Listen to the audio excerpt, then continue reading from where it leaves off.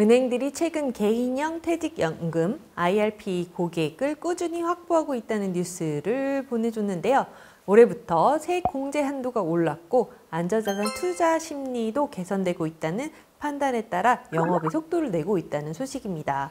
이렇게 IRP가 꾸준히 주목을 받고 있는 이유는 노후 자금으로 활용을 할 수가 있어서인데요. 오늘은 IRP에 대해서 총정리를 해보겠습니다.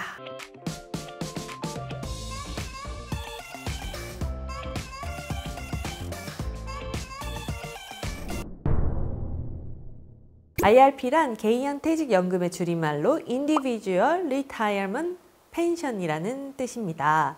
IRP는 근로자가 재직 시에 자유롭게 가입할 수 있는 퇴직연금 상품을 말하는데요. 또는 이직할 때 받은 퇴직급여 일시금을 계속해서 적립, 운용할 수 있는 퇴직연금 제도입니다. 퇴직금을 받으려면 IRP 계좌를 개설해야 되는 거죠. 그 전에라도 노후 준비와 절세 효과를 누리기 위해서 만들 수가 있습니다. 보통 안전자산의 100%까지, 위험자산은 주식이나 혼합형 펀드, ETF 등이 있는데 여기에는 70%까지 투자할 수가 있어서 상대적으로 안전한 자금 운용이 가능한 편이고요. IRP 가입자는 추후 자신이 맡긴 자금을 한 번에 받거나 연금으로 수령할 수가 있습니다. IRP의 장점은 노후를 준비하는 목적으로 개인적으로 자금을 모을 수도 있고요. 또 이를 세전으로 인한 혜택을 함께 누릴 수도 있다는 것입니다. 또한 IRP는 장기적인 투자를 전제로 하기 때문에 안정적인 수익을 추구하는 상품이 많아서 적극적으로 활용하면 노후 준비에 굉장히 유용한 수단이죠. 아무래도 주식 직접 투자는 조금 위험도가 높잖아요. 세액 공제를 받을 수 있다는 장점을 조금 더 구체적으로 살펴볼까요? IRP의 납입액 한도는 연간 1,800만 원으로 이 중에서 900만 원까지 세액 공제를 받을 수가 있습니다. 운용기간에는 운용수익에 대한 과세 이연 혜택이 부과되고 퇴직급여 수급 시에는 연금 또는 일시금으로 수령할 수 있다는 거, 앞의 내용 한 번 더 반복합니다. 연금저축에 가입한 경우에는 연금저축은 최대 600만 원 한도인데 이거를 합산해서 총 900만 원 한도의 세액이 공제된다는 사실. 이 900만 원은 지난해 700만 원에서 200만 원 정도 상향된 금액인데요.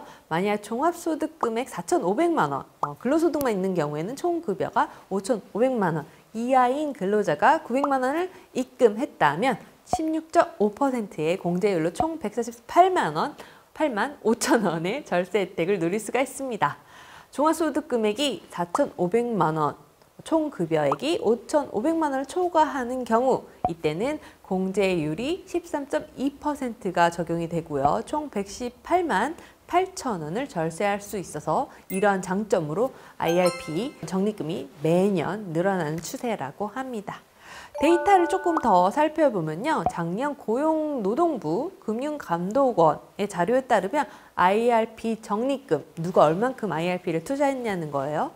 증가율이 최근 3년, 2019년부터 2021년까지 30%가 넘는 성장세를 보여줬다고 해요. 이 외에도 ISA, 연금저축, 그리고 IRP 이 세 상품을 동시에 이용해서 절세하는 방법은 제가 다음에 절세 삼총사에 대해서 한번 정리를 해보도록 하겠습니다.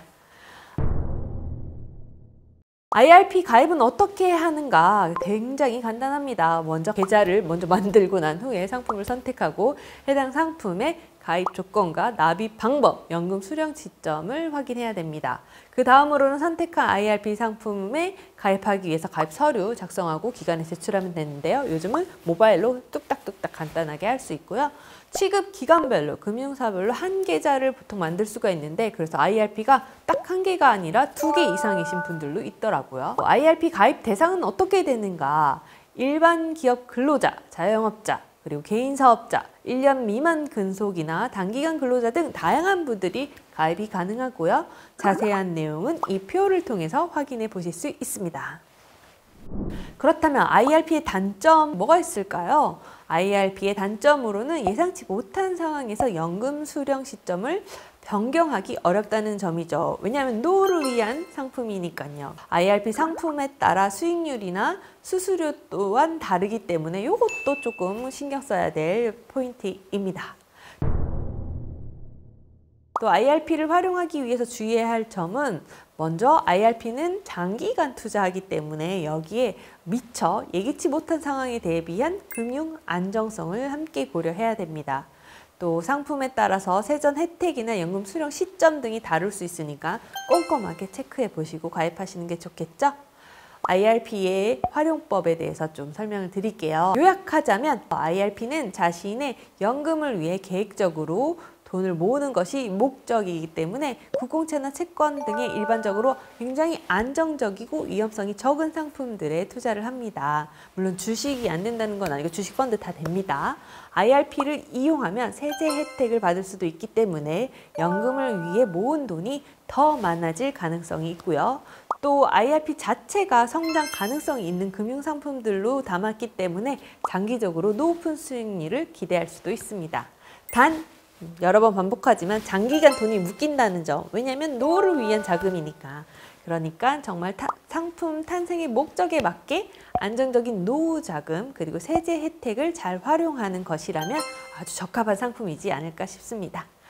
무엇보다 IRP를 잘 활용하기 위해서는 자신의 연금에 대한 계획을 세워야 되는데요. 국민연금 말고도 IRP 또 연금저축 다양한 게 있죠. 자신이 얼마의 연금을 필요로 하는지, 얼마의 돈을 모아야 하는지 스스로 계획을 좀 해보고 그에 맞는 IRP 상품을 선택하면 좋겠습니다. 노후 연금 종류가 도대체 뭐냐, 그 개념은 또 뭐냐 하시는 분들을 위해서 제가 정리해둔 영상이 있거든요. 이 영상만 제대로 보셔도 연금에 대한 기초 상식과 큰 그림이 한눈에 이제 보이실 겁니다.